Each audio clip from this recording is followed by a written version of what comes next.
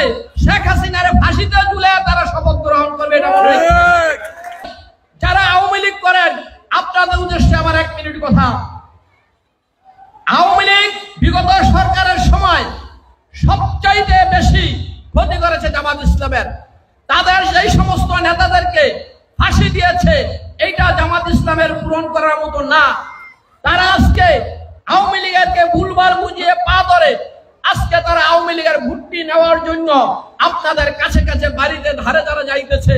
কিন্তু আপনাদের সজাগ থাকতে হবে, আপনাদের সজাগ দৃষ্টি রাখতে হবে। এই আপনাদের আওয়ামী লীগের ভোটটা নিয়ে আল্লাহ না করুক, আল্লাহ না করুক, আল্লাহ না করুক, যদি জামাত ক্ষমতায় যায় শেখ হাসিনারে ফাঁসিতে ঝুলে তারা শপথ গ্রহণ করবে। কারণ অন্তর্জালে সবার আছে। আমার বাইরে আপনি মারছেন, এটাকে আমি ভুলে গেছি, এটা মিথ্যা কথা। এটা এখন হলো তাদের অভিনয়, এখন তারা সেটা অভিনয় করতেছে। অতএব আপনারা হুঁশিয়ার থাকেন, আপনারা